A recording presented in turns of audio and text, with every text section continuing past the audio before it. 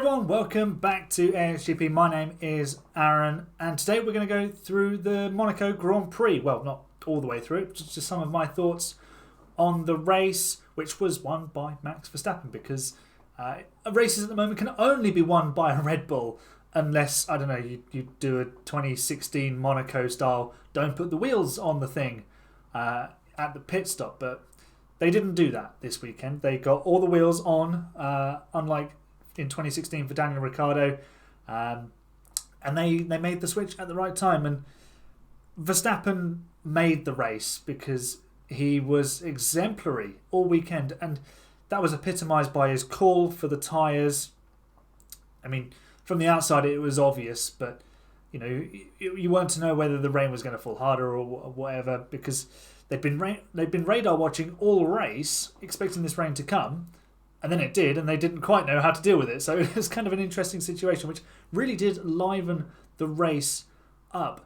So before I dive into Max Verstappen and some praise for him, I'm going to rate the race. It was, I would say, because it was a bit of a slow burner, I'm going to give the race in Monaco a 7 out of 10, because there was an interesting strategy element to it, because you had a lot of drivers on the hard tyre in the top 10 and then a load on the medium as well. So there was that playoff, especially at the front. How was, in a dry race, Alonso's strategy going to work out against Verstappen? There was always that. And then the rain, of course, made it even more tricky for the drivers. And generally, they kept it out of the barriers. Everyone showed really good skills. So, we're not seeing drivers just fall off in wet races now, which is quite interesting. So a 7 out of 10 race for me. But the race, of course, won by Max Verstappen. And he won it on, you could say he won it on Saturday, because that pole position lap was superb. And it's probably the understatement of the year for me to say I'm not Max Verstappen's biggest fan. I think he's tarnished with the Red Bull brush, the same Red Bull brush that tarnished Sebastian Vettel when he was winning championships for that team. I fundamentally dislike the way they conduct themselves at times. That's not to sort of criticise people who work at the factory and the engineers. I think there's some people who are the face of that company that don't conduct themselves in the right way, and we all know who I'm probably talking about there. And Verstappen, sometimes he does come across a little bit maybe spoiled, a little bit, he's not always everyone's flavour of the month. And I heard on Mr. Apex podcast that perhaps he's not the champion that Formula One needs. He's a great champion on the track because he's an excellent racing driver, but he doesn't necessarily promote the sport in the way that the rights holders would want to. Lewis Hamilton, by comparison, always jet setting across the world, turning up at galas and stuff like that. It puts Formula One on the main stage, into the mainstream conversation. Max Verstappen doesn't necessarily do that, because fundamentally he is a purebred racer. Lewis Hamilton, still a racer, but he has so many different interests. So in terms of the business point of view, Verstappen doesn't do as much of a good job in that respect. But that's all down to personality. You can be a great champion without being a superstar in the media. It's possible. But on the track, Verstappen was just outstanding this weekend. It's just that pole position lap, 2/10 down, coming through the swimming pool, and to pull almost 3/10 on Fernando Alonso is just incredible. It was a fantastic lap, especially the final sector. He made it all through the swimming pool, and also mostly on the brakes. That braking stability that the car has, it is easy to lock up, but the anti-dive of the Red Bull just allows such a good platform for the car to then rotate through the corner, carry the speed, and it gives Verstappen that confidence. And he executed that final sector so well. We've seen drivers get it wrong there so many times in the past. Max Verstappen himself threw away a pole position potentially in 2018 at the swimming pool on the exit, in the same way that Charles Leclerc did in 2021. Although Leclerc already had pole position, but it subsequently robbed him of a chance of victory. Then in the race, he had to nail the start. He did that, got his gap. I think even with the strategy that Alonso was playing, Red Bull had Aston Martin covered, simply because they have the inherent car pace. I think Alonso needed maybe to match him on tyres and then hound him through the race and then try and do something, But, if you do just do the same as the car in front, you're probably going to end up in the same position. So Aston Martin had a buffer. Ocon created this lovely gap for them so that they, at worst, finished second unless there was a fundamental issue with the car. But they got their tyre call wrong. They brought Alonso in a lap or so too early. Verstappen called it right. The team left it in his hands and they trusted him. And Aston Martin maybe showing that little bit of naivety of running at the front. They trusted their engineering and their radars rather than listening to the driver. And, Fernando Alonso is probably a good driver to listen to. He's got plenty of experience. So credit to Max Verstappen for making the right call at the right time and for Red Bull empowering him to be the driver, but to be the person behind that call. And that's really, really important. We've heard it, Bono and Lewis Hamilton over the years of his success. They gave Lewis the empowerment to call for the strategy. Generally, Mercedes did it their way, and Red Bull the same. They call the shots because they can see the fuller picture. But when it's slippery conditions and it's marginal, is it time for inters? Is it not? Got to listen to the driver. They'll make the call. And if they get it wrong, it's their fault. So, unless it's clearly about to stop raining, then you can override them. But it was credit to Max Verstappen. It was a missed opportunity for Fernando Alonso, and I've just mentioned the communication. I think Aston Martin missed a trick. They should have just listened to Fernando Alonso because he questioned going on to Inters when they went on to going on to the slicks, when they should really have held out and gone on to the Inters a couple of laps later. But Aston Martin will say, well, we're just happy to be as far up the order as we are. But you've got Fernando Alonso, and he's not going to take those sort of situations often and let them sit well with him. For now it's all, yay, we're Aston Martin, I'm Fernando Alonso, and we're all at the front, hooray. But Fernando's a winner. He wants that 33rd race win. And, it could even come at the Spanish Grand Prix, his home race.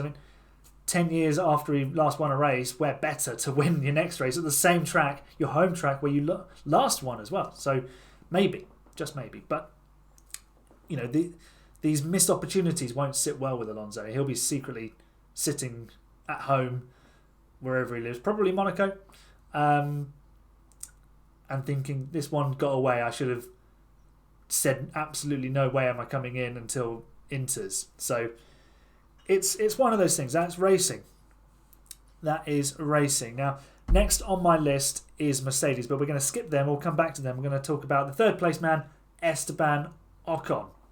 He was outstanding. I've just done my driver ratings for the Monaco Grand Prix. So stop here. Go back and watch that video if you're watching on YouTube. If you're listening audio, watch it when you get home or, wherever you get some Wi-Fi next. So I don't want you wasting your data on a video of mine because it's not that important, but it is quite interesting to see how I've rated them. I haven't rated Ocon the highest, but for me he was the driver of the day, not necessarily the driver of the weekend, because as I mentioned, Verstappen's pole position lap was just sensational, but Ocon did a great job in qualifying. 4th place before Leclerc's penalty for impeding Lando Norris. That was sensational. I had no idea the Alpine had that much pace in it. Maybe Laurent Rossi's kick up the backside is paying some dividends, but this is Alpine. Let's not get carried away, because give it a couple of races, they'll do something really silly and it'll all be worth nothing in the end. So let's wait and see. But Ocon, he has his critics, and sometimes he doesn't necessarily help himself, I feel. But he has outperformed Pierre Gasly so far this season, really, I think. I know Gasly had that good run in Australia. I'm just going to get the driver standings up if I can find it. Here we go. So Ocon has now moved ahead of Gasly. 21 points for Ocon, 14 for Gasly. And Ocon's done a solid job. He had a messy Bahrain, let's be honest. He got every penalty there was in the book, to be honest. But, it was just a terrific Monaco weekend for Esteban Ocon. He does have his critics, like I say. He doesn't always help himself. But it's drives like this that show maybe the win in Hungary wasn't as fluky as it might seem. Obviously, if he goes on and wins another race in his career, you can say, well, of course it wasn't a fluke. Fortunate circumstance, but you've got to be there. You've got to have the ability to take that pressure, especially from a four-time world champion. Sebastian Vettel was behind him, remember, and he didn't buckle. And again here, he had Carlos Sainz, Lewis Hamilton, Charles Leclerc all behind him, all race winners. And of course, Esteban's a race winner too, but hasn't necessarily raced at the front all that often. And he did a great job. Really, really solid job from Esteban Ocon. The qualifying speed was sensational. To be fourth, while Gasly was, seventh, I think? I think he was ahead of Russell, yeah. I mean, Alpine in general, very, very good weekend for them. Because in the Constructors' Championship, that's huge points for them. They've got 35 points, McLaren 17. So they've got twice as many points as the Woking team, who they were contesting P4 in the championship with last year. They're not going to be P4 this year because Aston Martin are way ahead.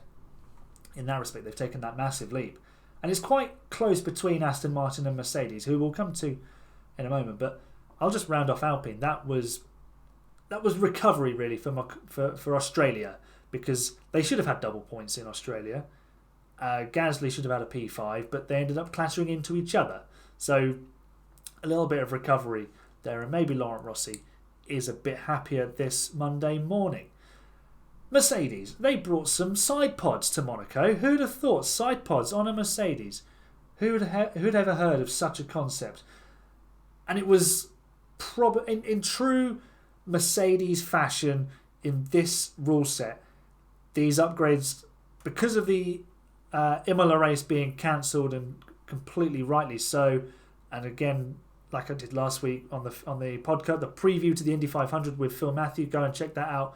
The Indy 500 last night, what a race, what a finish as well.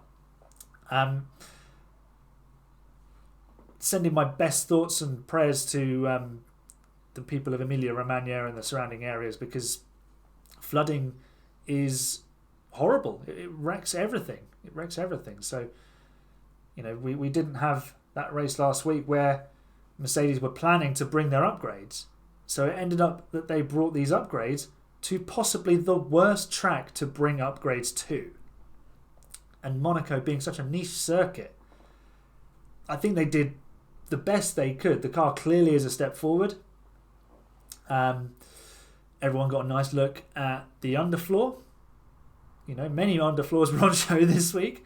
So Mercedes did a good job. They scored the second most points by team over the weekend. Only Red Bull getting more. Obviously, Verstappen got 25. Mercedes collected 23 because they finished fourth and fifth, and Lewis Hamilton got the fastest lap. But now they're a point behind Aston Martin. That is looking like a really tight battle. And in the drivers, Fernando Alonso's pulled a little bit ahead of Lewis Hamilton. 93 points for Alonso. 69, a very nice amount of points for Lewis. But the upgrades, they were better. The car is stronger, I think. We'll see the true pace this weekend in Spain. Of course, the Circuit de Barcelona-Catalunya is the home of Formula One testing. So let's see how the W14 goes around there. Remember, they brought upgrades to that circuit last year and were competitive. This car is better than that car. The W13, of course, the Red Bull, is massively better now. So I don't see them fighting for a win, but they'll definitely be more in the hunt, I think, in Spain this weekend. But their Monaco race, they executed it really, really well. They timed George Russell's stop for Inters perfectly, obviously, because he was on the hards. Lewis Hamilton got in at the right time as well, even though he'd already made a stop. And they walked through the open door that Ferrari left for them by dilly-dallying over a safety car with both cars. In true classic Ferrari fashion, Ferrari managed to get it wrong with both cars and, end up, sixth and eighth, I think it was. Leclerc was behind Gasly. Let's have a quick look. Leclerc was sixth, Sainz was behind Gasly. Sainz spent his whole afternoon staring at the back of an Alpine. Maybe he's learned something about what they're doing and making that car fairly quick. But yeah, Mercedes took full advantage of that. As you would expect with Mercedes, they executed their race well. Very efficient team. At least the equal of Red Bull. In terms of the way they operate their cars. It's just getting a car that's as quick as the Red Bull. And as soon as they do that, boy, we are in for some title fights between perhaps Lewis Hamilton, but certainly Verstappen and George Russell. And we've already seen Verstappen and Russell sow the seeds of some, not necessarily bad blood, but some bitter taste in Baku. So just wait for Mercedes to get back up there. And then Verstappen will finally have some competition, because Sergio Perez is not going to provide the competition that we hoped, because he's just not consistent enough. This is the thing. You can't, if you've got the best car, you can't be throwing it in the wall in qualifying. All he had to do was get through qualifying one. Let's be honest. Disappointing there. Talking of damaging cars, let's talk about the wing damage. It was Carlos Sainz. It was an optimistic move on Ocon. Bit silly, really. Got to wait for you. I know you've got to muscle your way past, but there was the opportunity there to maybe set him up, wrong foot him. I think Carlos needed to be a bit more cute with what he was doing. But the damage to the wing, and I don't like the almost, what's the phrase? It's completely fallen out of my head. But basically, Haas, all of last year, were getting black and orange flags every time their car had wing damage. And anybody else, I know that it's about structural integrity, but also, let's be clear about this.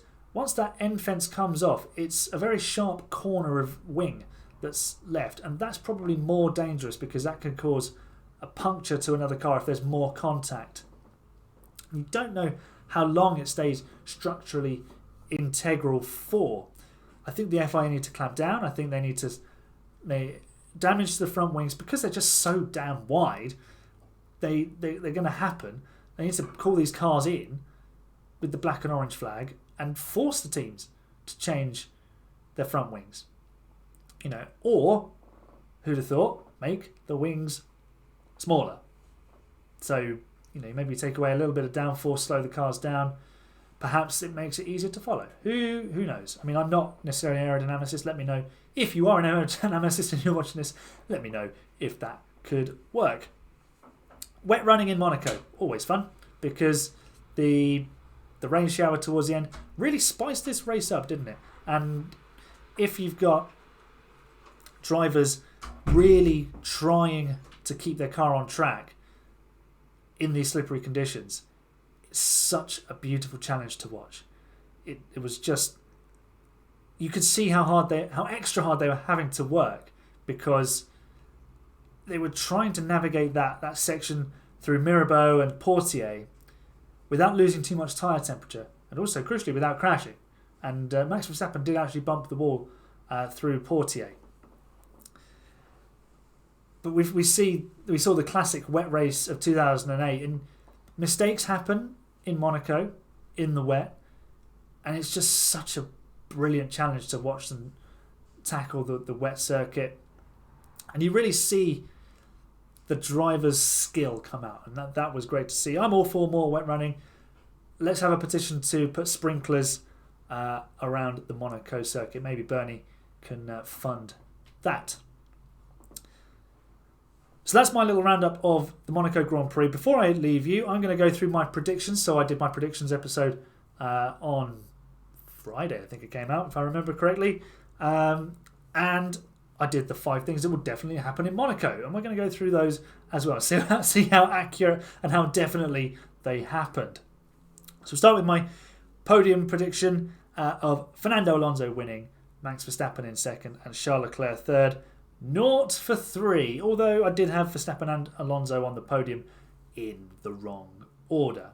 Now, I did in my predictions league with the Form of Racing and Matt GP and some of the guys over there, I did go Verstappen Alonso just to make sure I got the points. So I covered all my bases on that. So yeah, I did predict correctly over there. Pole position, I went for Max Verstappen as the most likely driver, not discounting Alonso and Leclerc, and lo and behold, they were the fastest 3 qualifiers before Leclerc got his grid drop. So 1 out of 4 in that episode. And to my 5 things that will definitely happen in Monaco, I went with Fernando Alonso on the front row. Hooray! Got that one right. So that's 1 down so far. Mercedes not to qualify in the top 5. That was right. Yes, Lewis Hamilton started 5th, but that was only because Leclerc got the penalty. Yuki Tsunoda to make Q3. 3 for 3 so far, but this is where it all falls down. I went for Oscar Piastri to out-qualify Lando Norris, and he failed to get into Q3 by the smallest of margins, beaten by Lando Norris, and they started the race 10th and 11th on the grid, finishing 9th and 10th. Good weekend for McLaren, double points for them. But you know, when on a weekend where Alpine bag a podium and a P7, it's crumbs in comparison.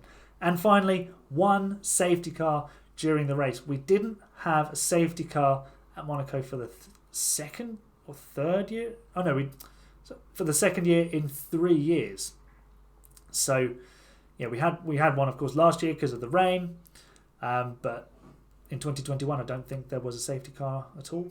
So I don't remember there being a yellow flag even in that race. So 3 out of 5 on that. So my predictions, they're okay.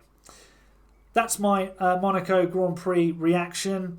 Let me know what you thought of the Monaco Grand Prix. You can tweet me at AHGPpod on Twitter. You can leave a comment on the YouTube video.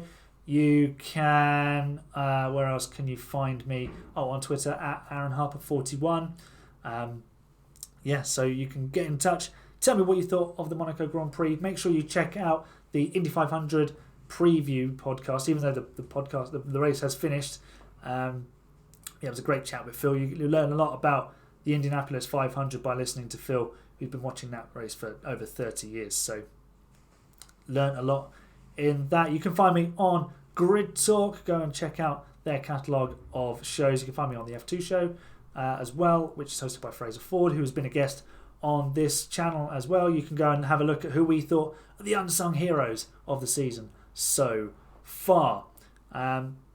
That's all for today. Thanks for joining me. Thanks for watching and listening. I will see you very, very soon for the predictions for the Spanish Grand Prix. For now, though, it's goodbye and see you next time.